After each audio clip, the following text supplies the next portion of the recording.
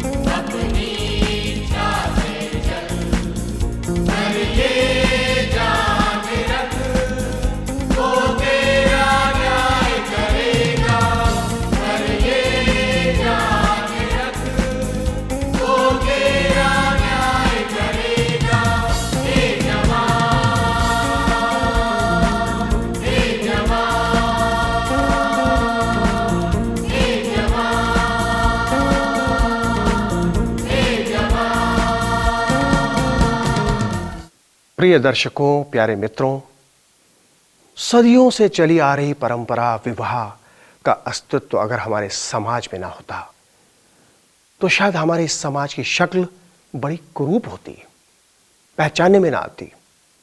मुमकिन है कि इंसान और जानवरों में फर्क करना असंभव हो जाता।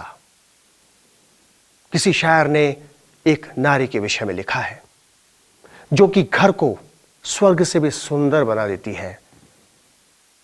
उन्होंने कहा है कि मेरे खुदा तू मुझको इतना मोतबर कर दे, मेरे खुदा तू मुझको इतना मोतबर कर दे, मैं जिस मकान में रहती हूं उसको घर कर दे। जी हां, पति पत्नी के आपसी समझ व प्रेम घर को स्वर्ग से भी सुंदर बना देता है।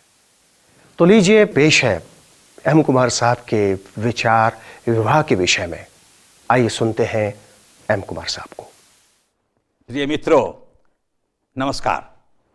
मैं आपके सामने पुनः एक बार उपस्थित हुआ हूं और पिछले समय में मैंने आपके सामने में नारी का महत्व हमारे समाज में 21वीं सदी में, इस पर मैंने चर्चा की थी। अभी आपके सामने में विवाह का महत्व हमारे समाज में, इस पर मैं कुछ बोलना चाहता हूं, अपना मत प्रकट करना चाहता हूं।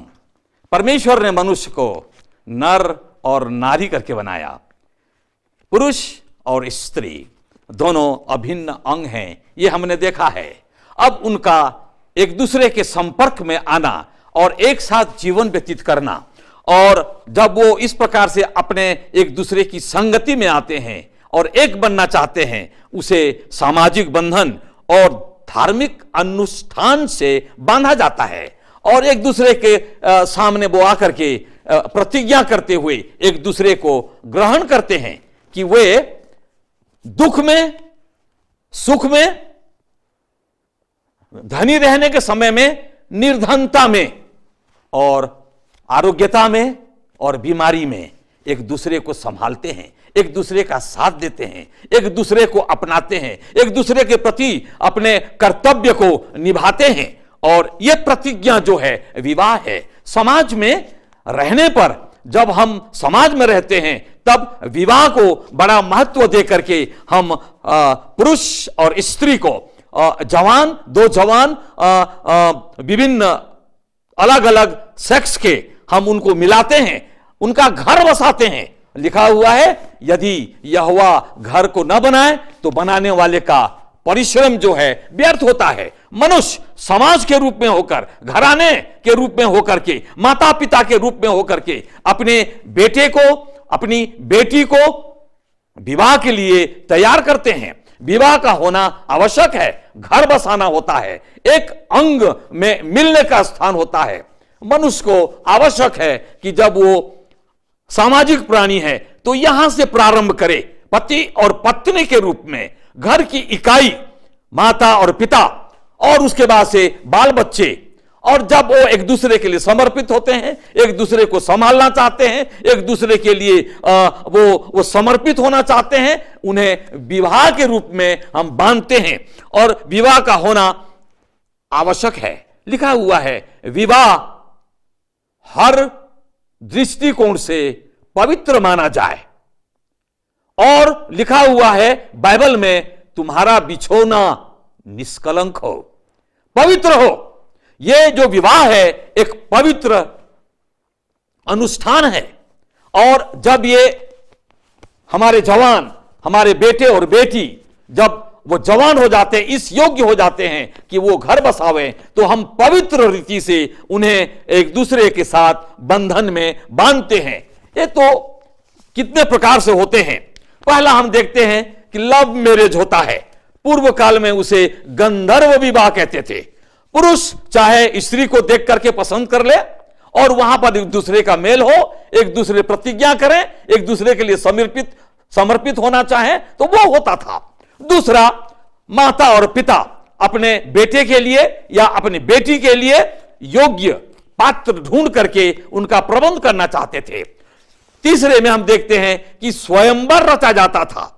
उन दिनों में राजा महाराजा लोग और बड़े बड़े पूंजीपति लोग अपनी बेटी के लिए स्वयंवर रचा करते थे, योग्य पात्रों को निमंत्रण देते थे जो कलाकार होते थे और युद्ध विद्या में वो निपुण होते थे या और किसी साहित्य में निपुण होते थे। और तब फिर अपनी बेटी से कहते थे कि वरमाला लेकर के जिसे तुम पसंद करती हो उसके गले में डाल लो। ये चुनाव का ये उसको अधिकार था।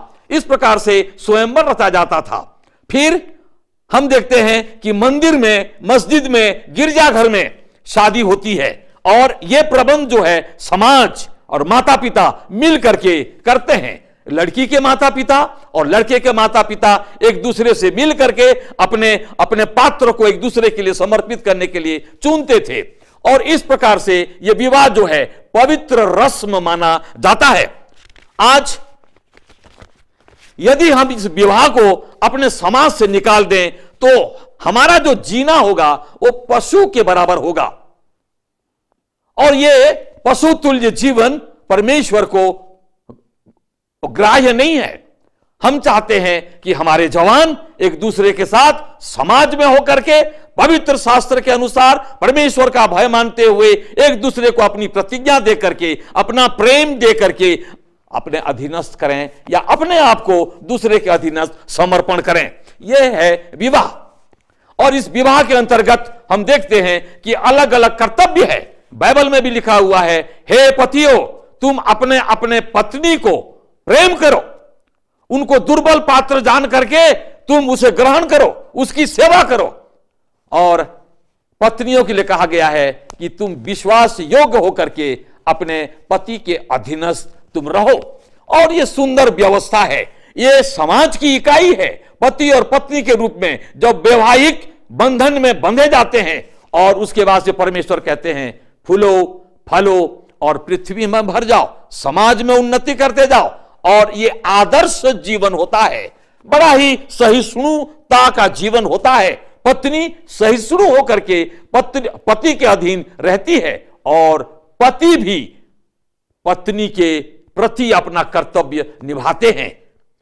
पत्नी के विचारों का वो आदर करते हैं, उनकी बातों को मानते हैं और उसके अनुशासन में पति भी रहते हैं और पति के अनुशासन में पत्नी रहती है। और ये विवाह का महत्व है। हम इस विवाह के बंधन को अपने समाज में बड़ी पवित्रता से निभावें। आज हमारे जवान ऐसे दिखते हैं कि उच्छृंखल होते जा रहे हैं, मनमाना भी करते जा रहे हैं और हम देखते हैं कई एक कॉलेजों में इस प्रकार का अभद्रता का व्यवहार लड़कों की ओर से लड़कियों के लिए होता है या वो मेलजुल करके समाज को तिरस्कृत कर देते हैं या अपमान करते हैं, अपने माता पिता का अपमान करते हैं। वो नहीं होना चाहिए। पवित्र विवाह अपने समाज के अनुसार, अपने शास्त्र के अनुसार और सामाजिक भय को लेकर के हम जब करते हैं तो हम विवाह को बड़ा महत्व देते हैं, उसका आदर मान करते हैं। लिखा हुआ है तुम्हारा बिछौना पवित्र रहे। जब शादी की जाती है और एक दूसरे के संपर्क में आते हैं और तब फिर अपने आप को पहले परमेश्वर के हाथ में समर्पण करके नव दंपति अपने आप को एक दूसरे के प्रति समर्पण करते हैं। और यह आवश्यक है। मैं आपसे निवेदन करता हूं कि आप देखें कि आपके समाज में, आपके घराने में यह उत्तम से उत्तम व्यवस्था विवाह का हो और आप दूसरों के लिए आदर्श बने और आपका परिवार बढ़ता जाए। प्रभु आप सबों को आशीष दे। प्यारे मित्रों, हमारा कार्यक्रम आपको कैसा लग रहा है? आप हमें लिखना ना भूलें।